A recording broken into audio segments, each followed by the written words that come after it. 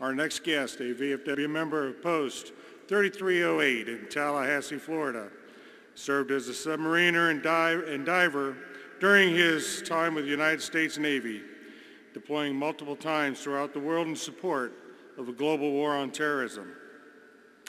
As president and CEO of the Student Veterans of America, Jared Lyon has helped forge critical business relationships, like the one with our organization, to help ensure America's service members and veterans have the tools and support needed to achieve educational success.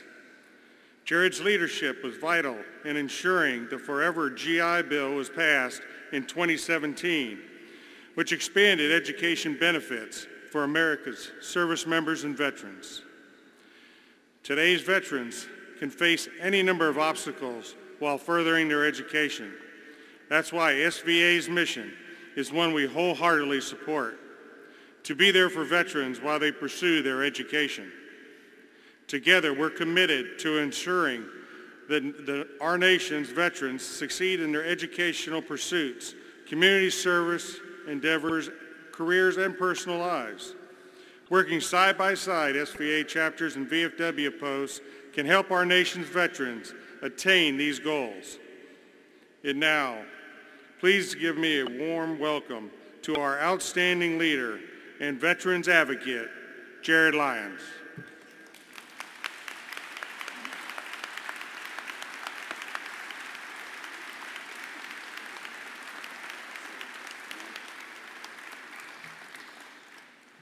Good morning, everyone. For a kid who grew up in Massachusetts, I moved my senior year in high school to Orlando, Florida, and graduated from University High School, not far from this convention center at all. So it's good to be home, and I have all of you to thank for keeping me out of Washington, D.C. for one more day. Thank you very much for that. I appreciate the kind introduction, and it's good to be among my sisters and brothers in arms and the veterans of foreign wars. I'd like to start this morning by saying a few special thank yous, specifically to our Commander-in-Chief, B.J. Lawrence. Brother, I can't imagine anyone in the country who travels more than you and working tirelessly on behalf of veterans. I've watched this man testify before joint hearings in Congress and take the time to meet with student veterans when he attended our national conference here in Orlando this past January. This man has always found the time for anyone that needs it. He's led this organization valiantly over the past year, and from the bottom of my heart, I just want to say thank you, sir. Doc, I am so thrilled to see that the Navy is coming back into power, the VFW.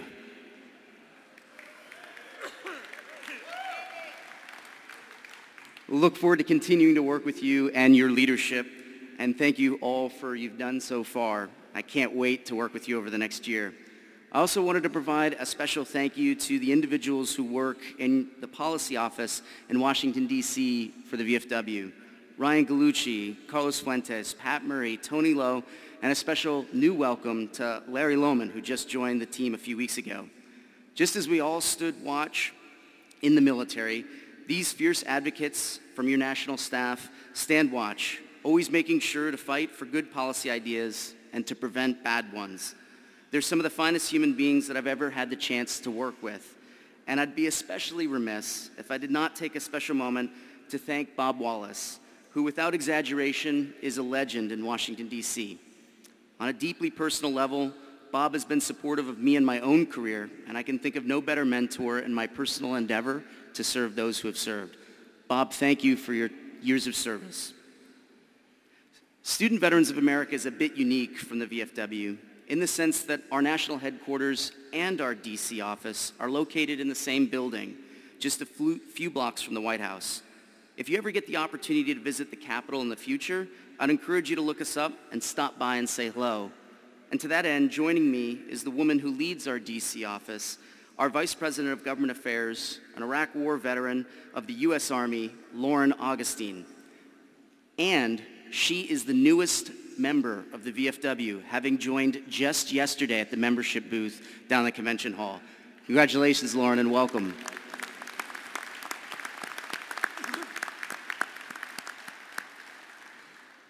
Since the beginning of SVA in 2008, we have been fortunate to benefit from the legacy and the foundation of the veterans of foreign wars. And without the VFW, I can assure you there would be no SVA.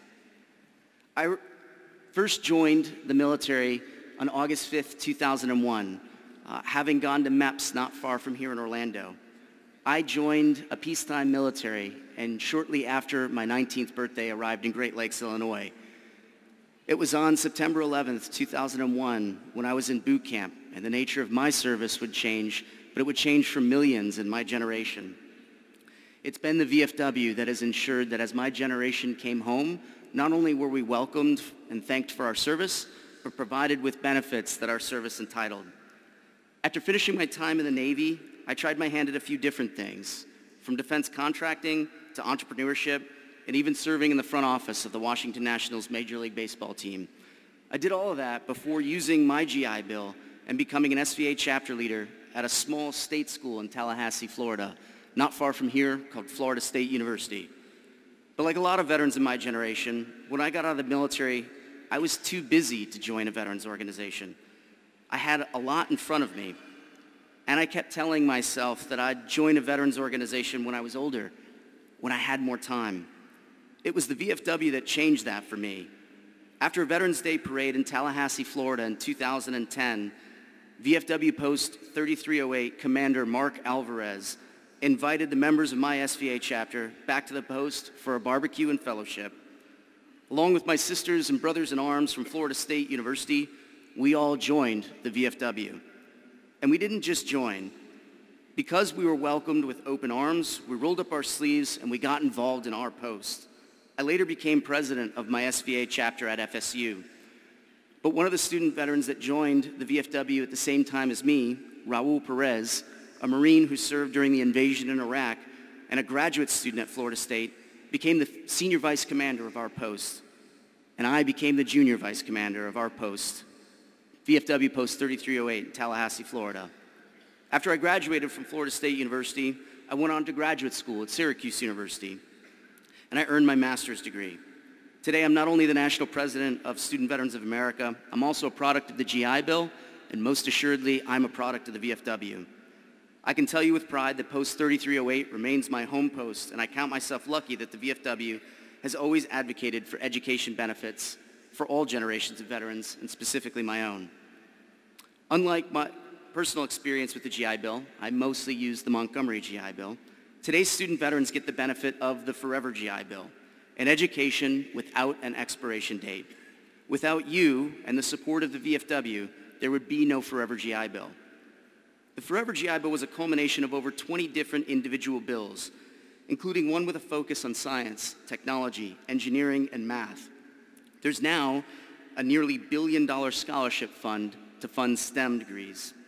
All Purple Heart recipients get full GI Bill benefits now, as well as additional support for families of the fallen, and of course, no expiration date for the benefit that you earn due to your military service. Together, the VFW, SVA, and others made sure the GI Bill would be around forever. From this generation, and for all future generations of veterans, to the VFW, I say thank you. But no good idea goes unpunished. It's one thing to pass a law, but quite another to implement one. And in the case of the Forever GI Bill, this is no exception to the rule. Last year, student veterans nationwide experienced significant and painful GI Bill payment delays due to the VA's inability to effectively implement several provisions of the Forever GI Bill, causing extreme hardship for thousands of student veterans. In response, we worked arm in arm with a VSO community that is strong, and we worked directly with leaders across the government to swiftly address many of these frustrations felt across the country, and we were pleased to see VA's eventual decision to reset housing allowance calculations in response to the blunder. Unfortunately, a crisis of this proportion was totally preventable, and we tried to prevent it. And a crisis such as this must not happen again. The application of the law should not inadvertently impact veterans because of the physical location of their classes. The GI Bill is an earned benefit. Veterans have every right to expect prompt and accurate payment of these earned benefits. SVA will continue to be engaged with the VFW and the VA and relevant congressional oversight committees on the Forever GI Bill until all provisions are successfully implemented. To help set up student veterans for success, SVA continues to encourage VA to call upon the expertise of external entities and additional technical support for discussions on the new IT implementation that will take place. We know from the past that it takes everybody's input to make the work well and the way that they were intended to. And the ability to maintain a historical reference point to inform our future work is paramount. This past summer, in June, it marked the 75th anniversary of the original GI Bill, the Servicemen's Readjustment Act of 1944. This benefit wasn't just for college. It offered a suite of opportunities such as home loans, farm subsidies, the ability to start a business, unemployment compensation, and so much more. Many of these benefits, in addition to education, were also quite successful and codified into law as their own standalone provisions. But back in 1944, leaders in higher education were not as welcoming to student veterans as we would have all hoped. Yet, despite the challenges, nearly 50% of World War II veterans used their GI Bill for education and training. This being the case, it should come as no surprise that less than 5% of World War II veterans ever used unemployment compensation benefits. As we look forward to the GI Bill, there's one story that is unique that I think explains the success of student veterans very well, because his story is no different than any generation that followed World War II, from Korea to Vietnam to the Gulf War to the wars in Iraq and Afghanistan, and now globally. There was a young 19-year-old who became at the time the youngest naval aviator in naval history by the name of George H.W. Bush. He served in the Pacific as a pilot, and it was probably best known for the plane that went down named Barbara III. It's because being a pilot in World War II was certainly very dangerous. Barbara I crashed in training, and Barbara II was shot down by enemy fire. Barbara III, the crew perished, and George H.W. Bush was the lone survivor. He was rescued by a U.S. submarine and eventually came home to recover in the United States and used the original GI Bill to achieve a bachelor's in economics from Yale. If you look at the top 3 majors of student veterans today, like the president, they were in high-achieving degrees. Today, student veterans are majoring in business, science, technology, engineering, math, and health-related fields. George H.W. Bush was super involved when he was on campus. If you look at it, he was actually a member of the cheerleading squad, and he was a varsity athlete in the college baseball team. He actually went on to participate in the first 2 College World Series. He was also a member of the Phi Beta Kappa Honor Society, very active in his student veteran organization on campus. And just like today's student veterans, he was leading in the classroom and outside. I've met 5 United States presidents in my life, and I had the chance to meet George H.W. Bush a few months before he passed. He coined me, and on the back of his coin is something that I think is indicative of this generation. He served in the U.S. House of Representatives, Ambassador to the United Nations, Director of the Central Intelligence Agency. He was Vice President of the United States and President of the United States. And inscribed in his challenge coin is the notion that any definition of a successful life must include service to others. This generation, my generation, the post-9/11 era of veterans, is looking for our way to continue to serve, and the VFW empowers us to do that. As we say at SVA, we are yesterday's warriors, today's scholars, and tomorrow's leaders. Today, student veterans have the highest grade point average nationwide. We graduate at significantly higher rates than just about any other student in college. We get marketable degrees that are leading us to successful careers after graduation. After World War II, student veterans led the nation to greatness by democratizing higher education for women and people of color and first-generation college students, and they quite literally built the American middle class. You can rest assured that the most recent generation of veterans is not only proving the doubters wrong, but we are harnessing the transformative power of higher education to improve our own lives and the lives of our families, our neighbors, and our fellow citizens. And because we've done the research at SVA, we know that from the first 1.854 million individual records of veterans using the GI Bill, that student veterans are quite literally among the most successful students in higher education by any measure. At SVA, we pride ourselves on being an inclusive organization where all veterans, regardless of gender or era of their military service, are welcome, with open arms and an equal opportunity to serve. Student veterans are quite literally talent hiding in plain sight, excelling alongside our civilian peers. The data show us that today's student veterans succeed at higher rates than traditional students, with a 72% success rate compared to only a 66% for those who have never served in the military. But the prevailing narrative about veterans in this country does not reflect the success we are having. Counter to the facts, a sadly elastic myth persists that veterans are charity cases, that we're broken, that we're not smart enough to go to college, let alone succeed in college or after graduation. Whether spoken aloud or even lurking internally as a subconscious thought, this is a false perspective and we must challenge it. But while student veterans are succeeding, they will be better set up for success with your help. Across the country, student veterans rely on your leadership in local VFW posts to inspire your local SVA chapters. You heard that right. Though your service is completed, we are asking you to extend your commitment to serving by reaching out to local Student Veterans of America chapters and hosting them in events, at your posts, and in the communities where you live. Today's student veterans are succeeding quite well. Our National Student Veteran of the Year is a woman named Alexandria Salwin, an Air Force veteran. She's majoring in biology at Boston College, having just transferred from the University of Nevada, Las Vegas. She's a mom and an active duty military spouse, with her husband just getting ready to retire from the Air Force. When Alex was an undergraduate at UNLV, she partnered with her local VFW post to conduct a ruck across the state of Nevada to raise awareness for veterans who have fallen on active duty service. They carried a dog tag for every veteran that has perished on active duty. Working with their local VFW post, they also raised funds to send nearly 20 student veterans from the UNLV to SVA's national conference. And she's not unique. Grayson Farmer, an Army veteran who currently serves as a chapter president at Appalachian State University, is pursuing a bachelor's in marketing with a focus in digital marketing and is working full-time while he's supporting student veterans on his campus, functioning with the local VFWs in the state of North Carolina, and even carrying on his grandfather, who's a World War II veteran's tradition of homemade barbecue sauce. He uses the proceeds of selling that barbecue sauce to fund his Student Veterans of America chapters.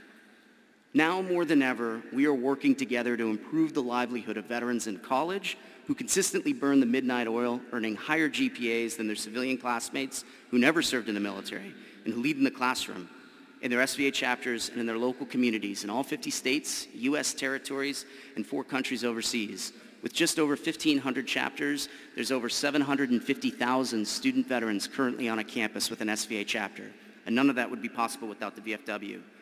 Specifically, we partner with the VFW on a unique program for the past few years called the VFW SVA Legislative Fellows, where we bring 10 top-performing VFW and SVA members of both organizations who study a policy issue that they want to see change the country for the better for our sisters and brothers in arms.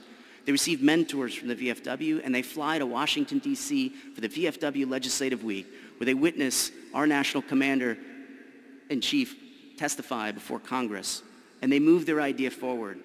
One of those alumni from the first class of the VFW SVA Fellow is an Army veteran named Carlos Santana, who I just returned from Hawaii, where he works now in the office of Senator Hirono as a result of his VFW fellowship. And he just organized the first ever statewide summit for Hawaii, the islands, and U.S. territories. He has not only achieved a bachelor's degree and a master's degree, but just started law school at the University of Hawaii, Manoa. And the VFW SVA Fellows is an example of empowering the next generation of advocates. And it's but one simple example of the work we're all doing together to give veterans every chance to succeed upon their return home from military service. The education they obtain is repaid to our society many times over in what they contribute to all citizens of the United States. The educated generation of veterans does this as teachers, scientists, mental health counselors, entrepreneurs, engineers, lawyers, and doctors, and in every role in between, in our hometowns and our nation's capital. SVA was founded in 2008 by a group of 20 student veteran organizations from as many college and university campuses from 15 states. They came together to unite under one banner at our first national conference in the snowy suburbs of Chicago, Illinois in 2008. As a matter of fact, one of our founders is here. He's a proud VFW member of Post 423 in Michigan and a graduate of the University of Michigan. I'd like to acknowledge my good friend and VFW member, Derek Blumke.